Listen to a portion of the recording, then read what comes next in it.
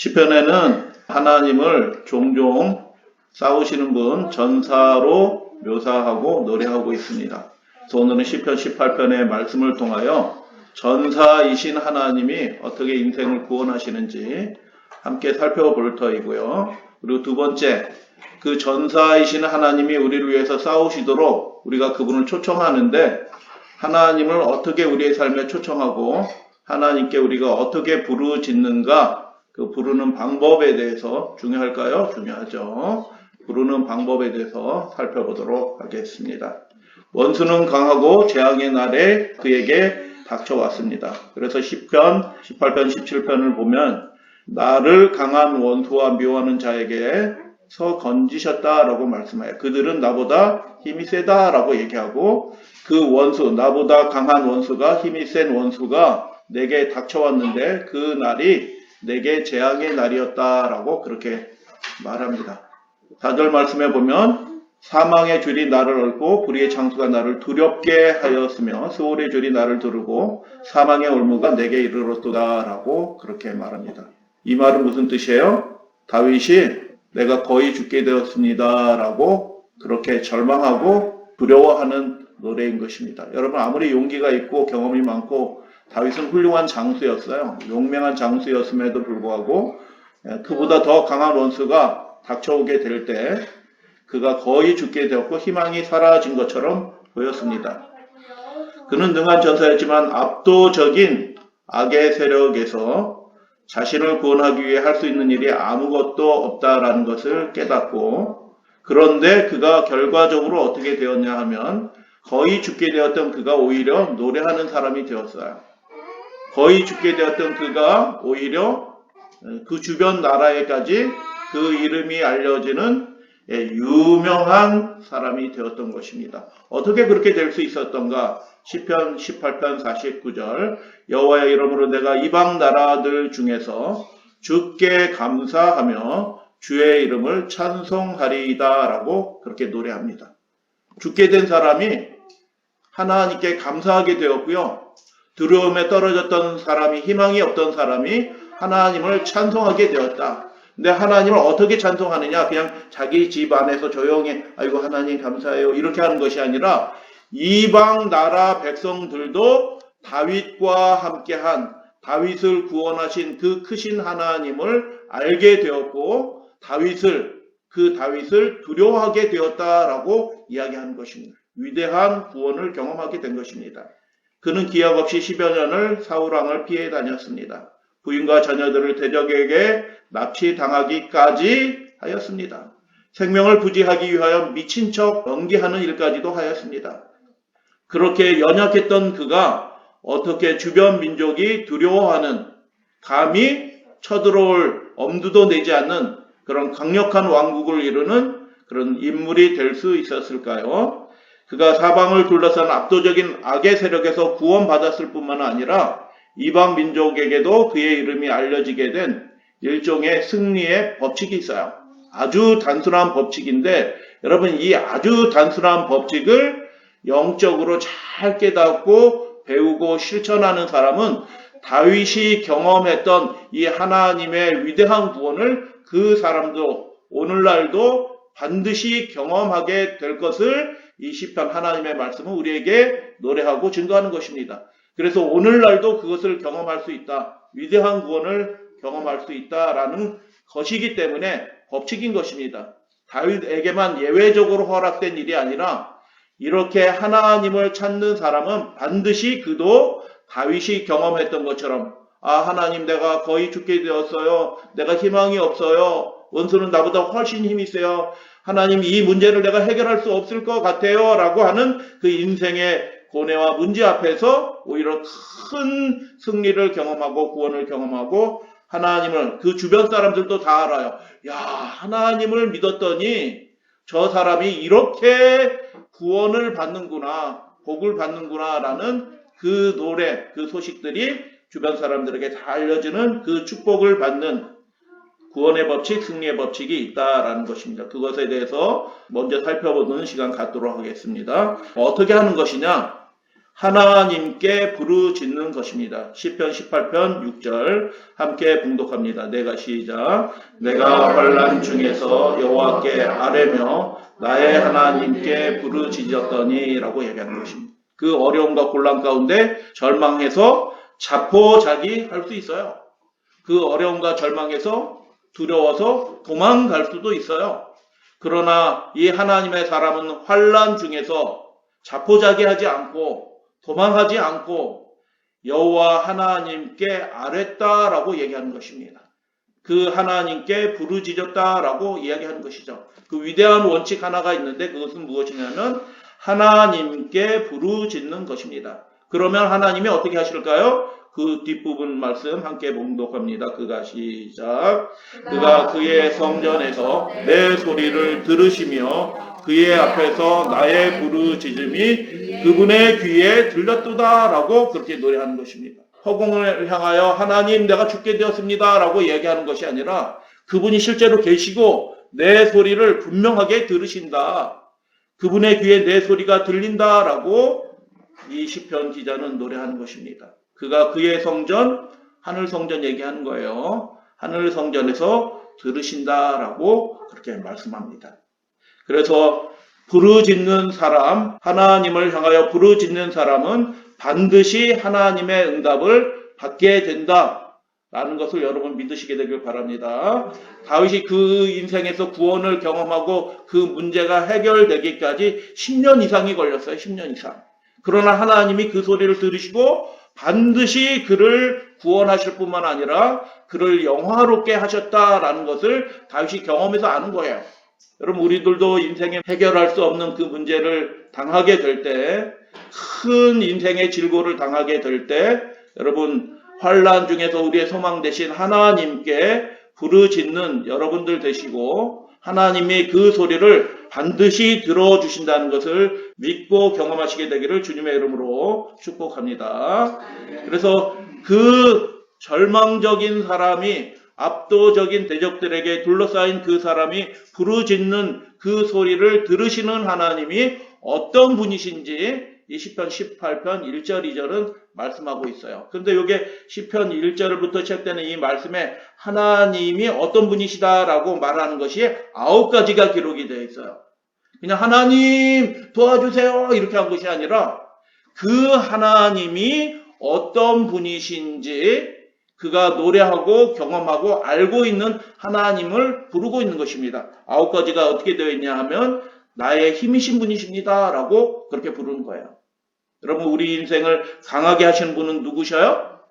내가 열심히 노력하고 근육 단련하고 공부해가지고 자격증 많이 따고 이렇게 해야지 내가 강해지는 것이 아니라 우리 인생을 승리하게 하고 구원하게 하시는 강함이 되시는 분은 하나님이시다라고 그 첫 소절에서 그렇게 얘기하는 것입니다.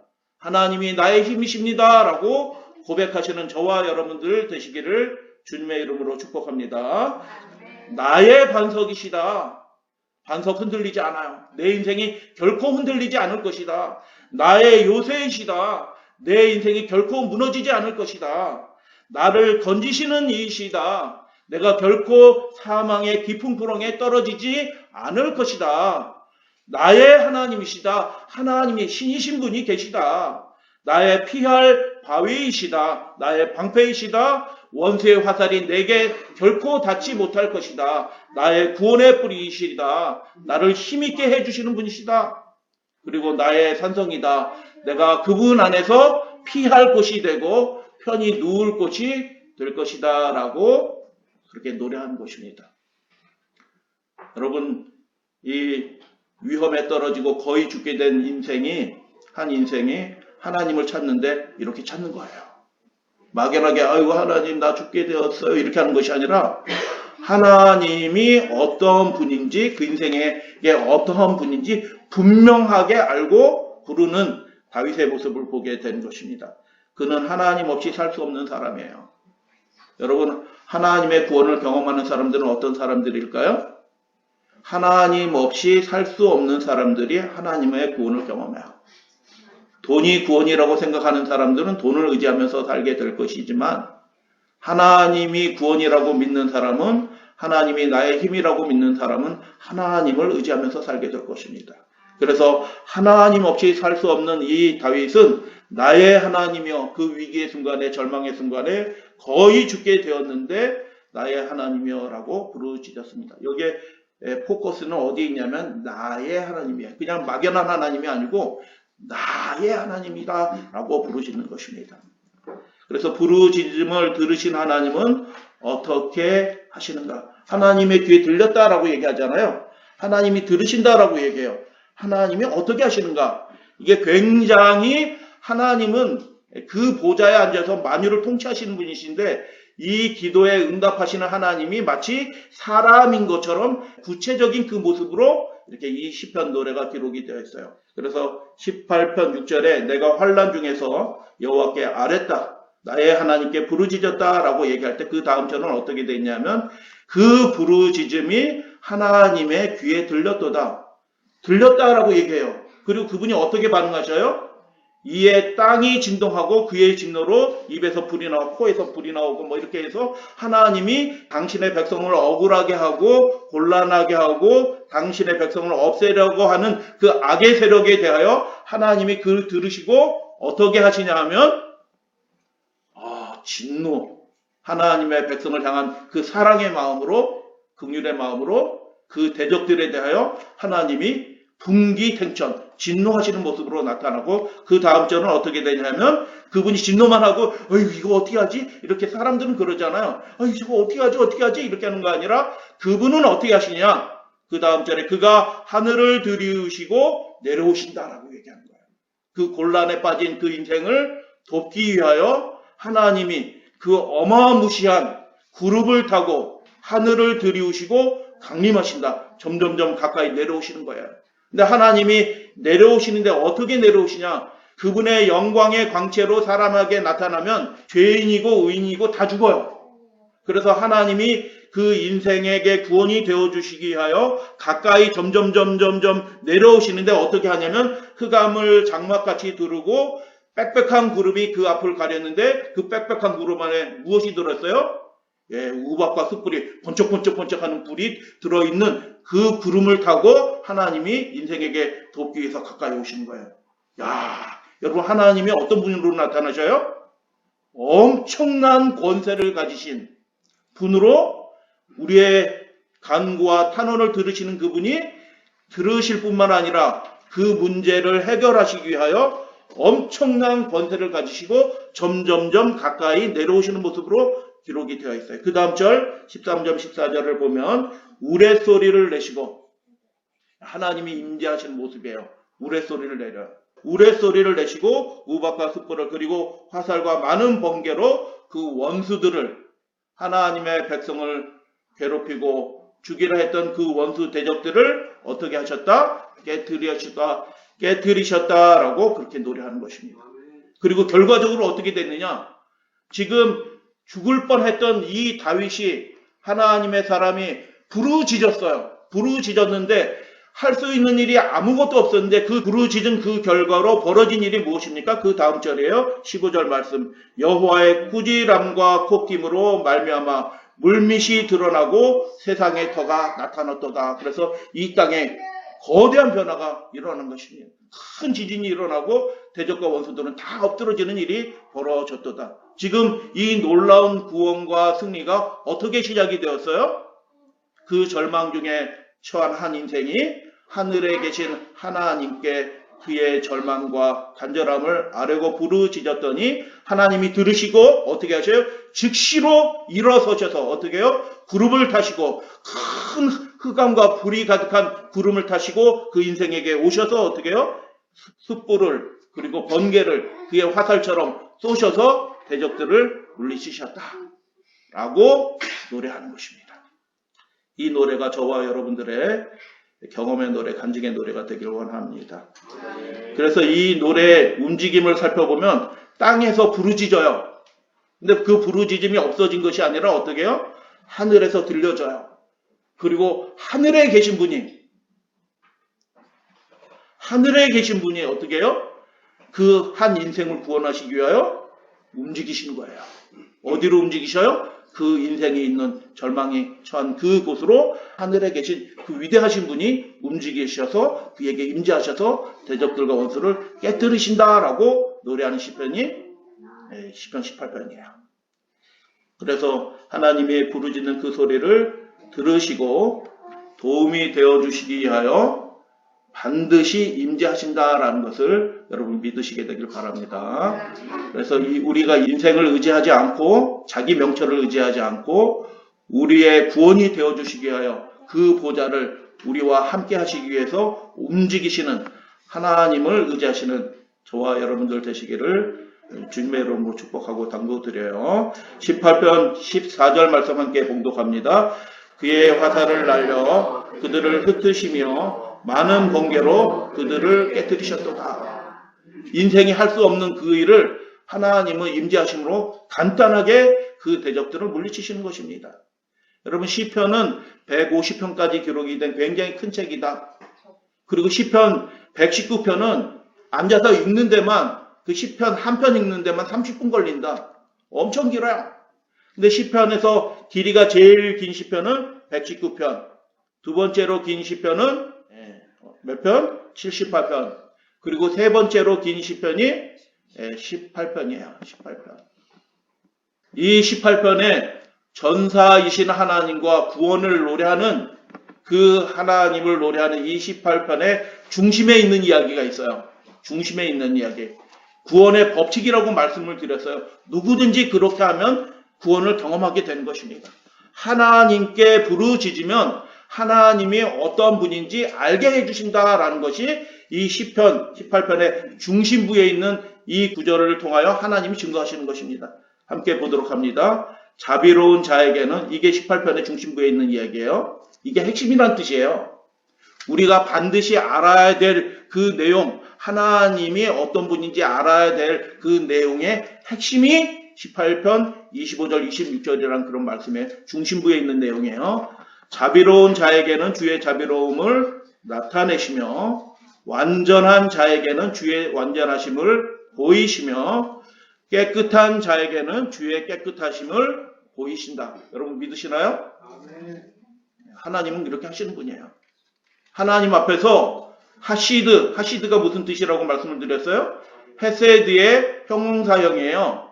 근데 하시드는 단순히 자비로운 것이 아니라 악에 대하여 거룩한 진노를 하는 그런 속성이에요. 단호한 은혜예요. 단호한 은혜. 악에 대하여 단호한 은혜를 가진 그 분. 그래서 여러분 우리가 살아가는데 그냥 무골호인처럼 산타크로스처럼 그냥 좋은 사람이 되는 것이 아니라 악에 대하여 단호하고 죄에 대하여 단호한 입장을 가진 그 사람에게는 하나님이 어떻게 해주신다? 그 사람에게 하나님의 자비하신 그 하시드하신 하나님, 죄악에 대해서 단호하신 하나님을 드러내 보이실 것이다 라는 것이에요. 그 인생이 악으로부터 침노함을 당하지 않게 하나님이 그 하시드하심을 자비로우시고 거룩하신 분이심을 하나님이 스스로 알게 해주실 것이다 라는 것이에요. 그래서 여러분 이 좋으신 하나님, 능력이 많으신 하나님을 경험하시는 가장 중요한 단순한 법칙이 있는데 하나님 제가 하나님 앞에 두 번째 완전한 자라는 것은 흠없는 자라는 뜻이에요. 계시록 14장에 14만 4천의 속성이잖아요. 흠없는 자라라고 얘기했는데 여러분 아시고 계시죠? 이거 계속 반복해서 말씀을 드리는 거예요.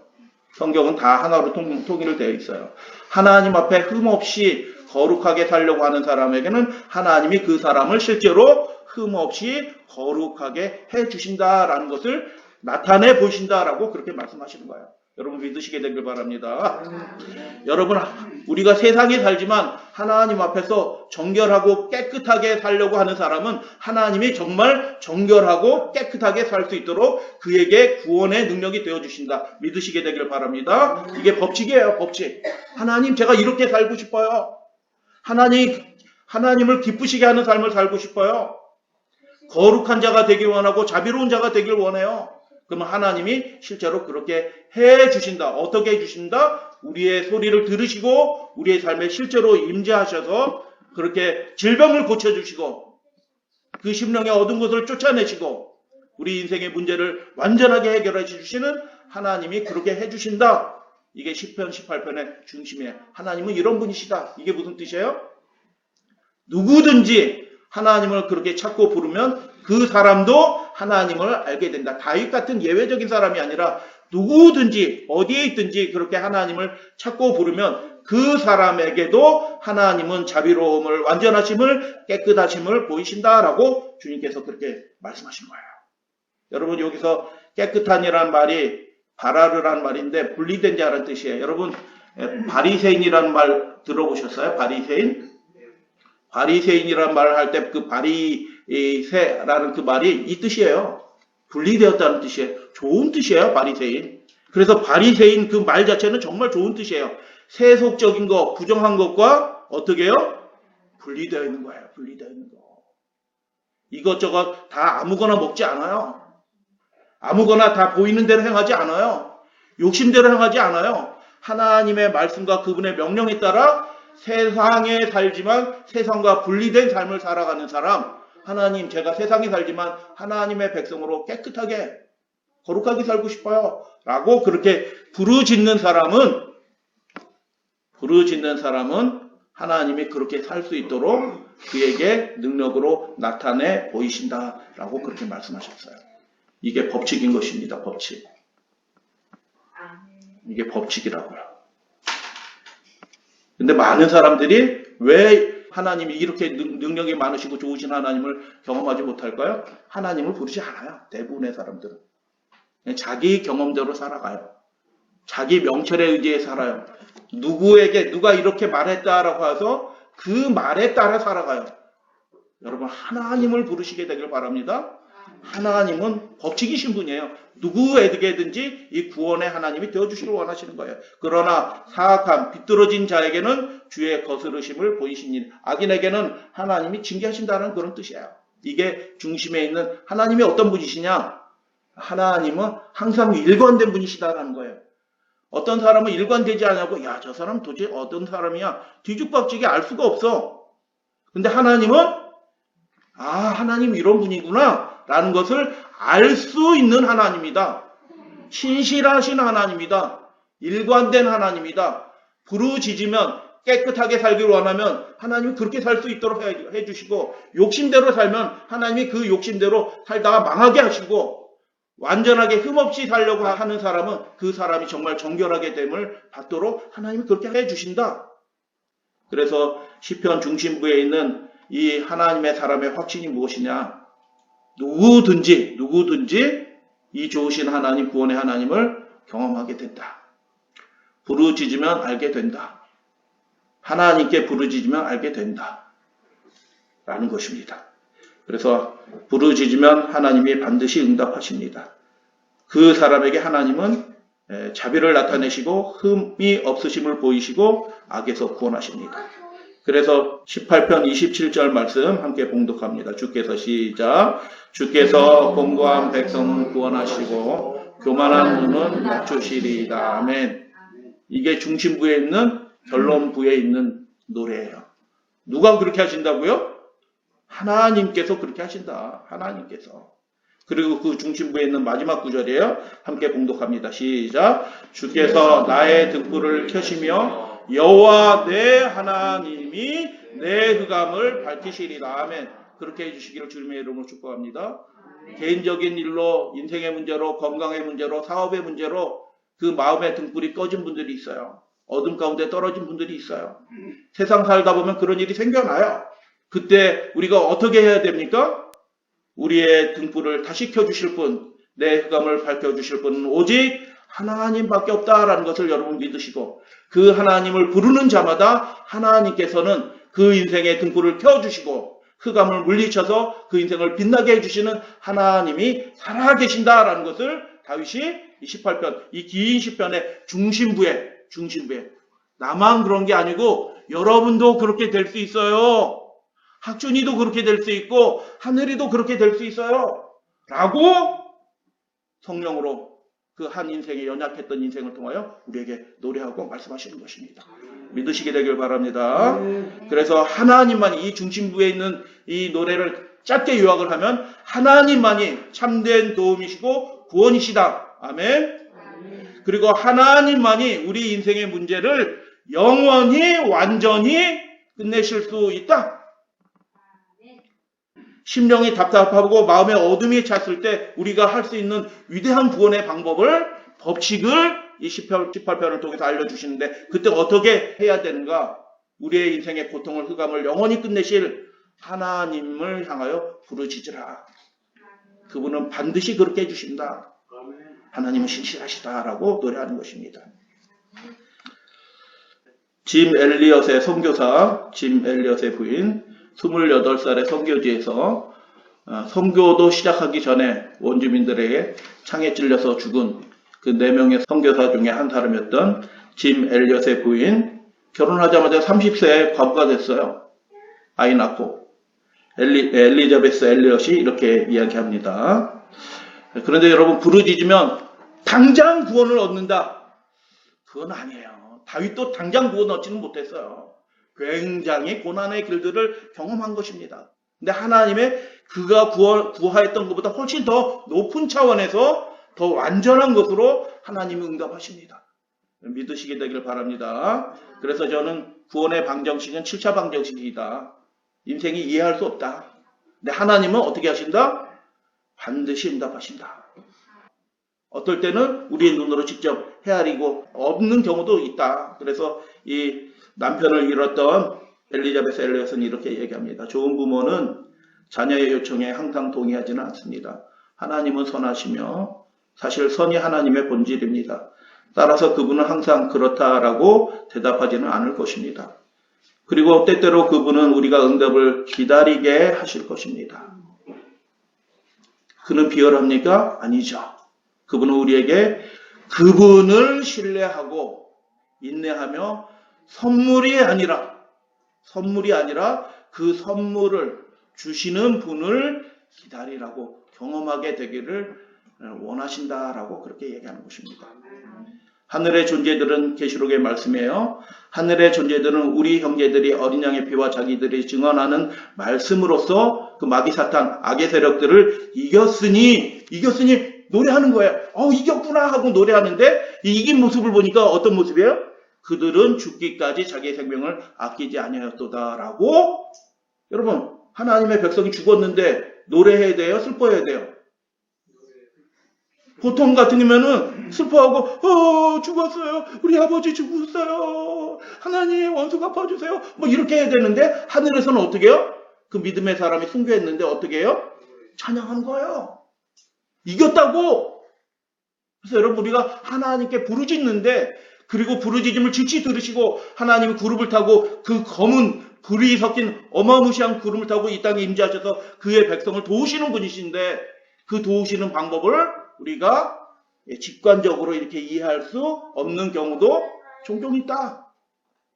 그러나 시편 중앙부의 보장의 말씀처럼 25절, 26절에서 말씀해 주신 것처럼 하나님은 신실하신 분이다.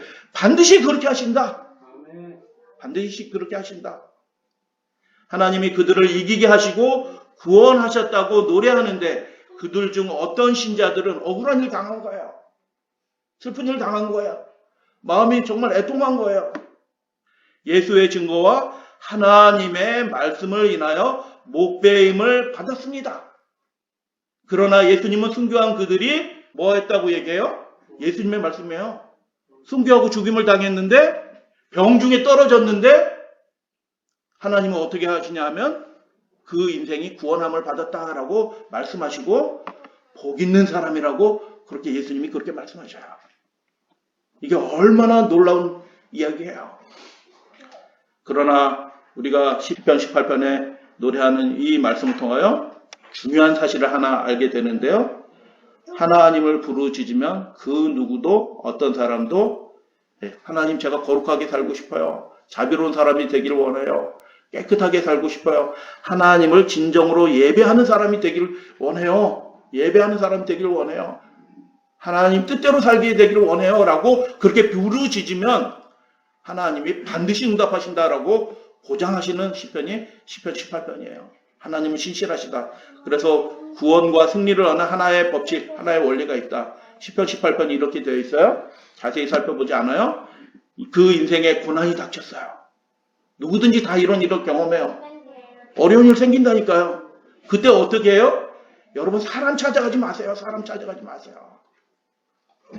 병에 걸렸다고 병원에 당장 가서 어떻게 해야 됩니까? 이렇게 하지 마시고 병원도 가서 진찰도 받으셔야 되지만 그 문제를 가지고 먼저 하나님께 나아가서 하나님을 붙잡고 하나님께 부르짖으라라고 이렇게 얘기하는 거예요. 하나님께 부르짖을 때 어떻게 돼요? 그 뒤편에서 하나님이 승리하게 해주신다. 어떻게 승리하게 해주시는가? 하나님은 인생을 도울 준비를 갖추고 계신 분이셔요. 할렐루야, 아멘. 그래서 신현 하나님이 그 인생에게 임재하시는 거예요. 나타나시는 거예요. 능력으로 나타나신다. 그래서 어떻게 해주신다? 그 인생을 구원해 주신다. 병마에서 건져내 주신다. 누가 그렇게 해주신다는 거예요? 하나님이 그렇게 해주신다고요. 하나님이. 그리고 그 뒤편에 29절 31절의 말씀은 어떻게 야 하나님은 말씀대로 하시는 분이구나 라는 거룩한 확신을 갖게 되는 거예요. 그게 믿음이에요. 하나님은 정말 그렇게 하시는구나. 하나님에 대해서 완전한 확신을 갖게 된다라는 것입니다. 그리고 그 원리, 가장 중요한 원리, 법칙을 중앙부에 놨는데 하나님은 신실하시다. 누구에게나 다 그렇게 하신다라고 그렇게 말씀하셔요. 그 신실하심, 아까 말씀드렸어요. 25절, 26절. 하나님은 그렇게 알게 해주신 분이시다라고 말씀하셔요. 하나님은 신실하신 분이십니다. 할렐루야, 아멘. 우리에게도 신실하신 분이십니다. 지금 이 시대에도 신실하신 분이셔요. 누구에게나 신실하신 분이시다. 그렇게 하나님을 부르시면 그 사람도 법칙처럼 하나님의 구원을 경험하게 될 것이다 라고 말씀하셔요. 그래서 노래하는 사람이 되게 해주신다. 야, 하나님이 이렇게 건져주셨어요. 고난 중에서도 노래하게 해주셨어요 라고 찬양하는 사람, 온 열방이 다 알도록, 주변 사람들도 다 알도록 큰 구원을 베풀어 주신다. 근데 그 하나님을 우리가 그러면 어떻게 불러야 될까요? 호칭이란 말은 부르는 이름이에요. 하나님 불러야 되잖아요. 막연하게 하나님 나랑 상관없는 것처럼 하나님 이렇게 부르시면 안 되고, 이 다윗이 어떻게 하나님을 불러요? 그냥 하나님 이렇게 부르는 것이 아니라 하나님을 부르는 방법이 있다고요. 전사이신 하나님, 우리의 문제를 영원히 해결하시는 하나님, 완전하신 하나님을 부르는 방법이 있어요. 어떻게 불러요? 그게 9가지로 되어 있다고요. 어떻게 불러요? 나의 하나님이라고 부르라고요. 제가 죄악 가운데 떨어졌지만 하나님은 여전히 나의 하나님입니다 라고 부르시는 여러분들 되시게 되길 바랍니다. 내가 절망 가운데, 질병 가운데 떨어졌지만 하나님은 여전히 나의 하나님입니다 라고 부르는 그게 그 전사이신 하나님, 능력이 많으신 하나님을 경험하는 방법이에요. 나의 하나님이다. 남의 옆집의 하나님이 아니고, 선교사의 하나님이 아니고, 연약하고 내가 실수하고 범죄하기도 하고 죄악 가운데 떨어졌지만 여전히 나의 하나님이다 라고 그렇게 부르는 거예요. 우슬초로 나를 정결케 하옵시며 라고 다윗이 노래하잖아요. 이게 무슨 뜻이에요? 우슬초로 나를 정결케, 내가 죄악 가운데 떨어진 거예요. 근데 다윗의 마음은 어떻게 한 거예요? 부정해진 사람은 하나님께 가까이 갈 수 있어요, 없어요? 못 가요. 근데 내가 죄악 가운데 떨어졌으니 하나님이 좋은데 하나님 앞에 못 나가. 저 하나님 앞에 나아가고 싶어요. 그래서 다윗이 노래하는 거예요. 뭐라고? 우슬초로 나를 깨끗하게 해주시면 제가 하나님 앞으로 달려나가고 싶어요. 나아가고 싶어요. 그 소원을 하나님이 들으시는 거예요. 죄악을 맑게 쉽게 해주시고, 정결케 해주시고, 깨끗하게 해주시고, 완전하게 해주시고, 병마에서 놓여서 힘있게 하나님을 찬양하는 사람이 되게 해주신다라고 그렇게 다윗이 그렇게 노래하는 거예요. 그래서 여러분, 죄악 가운데 떨어져 있을지라도, 혹시 절망스러운 일이 있을지라도, 내 인생이 크게 실패했을지라도, 하나님은 어떤 하나님, 우리가 하나님을 어떻게 부르어야 된다고요? 나의 하나님이라고 그렇게 부르시는 여러분들 되시게 되길 바랍니다. 이 9가지 하나님에 대한 호칭을 한마디로 노래하면 이렇게 될 것이에요. 31절, 여호와 외에 누가 하나님이냐? 하나님밖에 없다. 여호와밖에 없다. 하나님만이 내 인생의 반석이 된다. 내 인생을 흔들리지 않게 해주신다라고 노래하는 이 찬양이 저와 여러분들의 찬양 노래가 되기를 주님의 이름으로 축복합니다. 32절 말씀, 이 하나님의 시작. 이 하나님이 힘으로 내게 띠띠우시며 내 길을 완전하게 하시며 아멘. 하나님이 도와주세요 하면 그 인생을 능하게 하시는 거예요. 힘으로 띠를 띠게 해주신 거예요. 예, 무장시켜 주신다는 거예요. 그 전쟁에 대비할 수 있도록 어떻게 해요? 그를 무장시켜 줘요. 하나님이, 전사이신 하나님이 싸워서 이길 수 있도록 무장시켜 준 거예요. 무기도 주시고 이길 수 있도록 그렇게 해주셔서 그의 길을 완전하게, 완전이란 말이 무슨 뜻이에요? 샬롬이에요. 샬롬. 평안하게 해주신다. 걱정 없게 해주신다라고 약속해 주신 이 말씀이 우리의 고백이 되길 원합니다. 시편 18편 19절 함께 봉독합니다. 시작. 나를 넓은 곳으로 인도하시고 나를 기뻐하심으로 나를 구원하셨도다. 아멘. 부르짖으면 이것을 우리도 함께 노래하게 될 것입니다.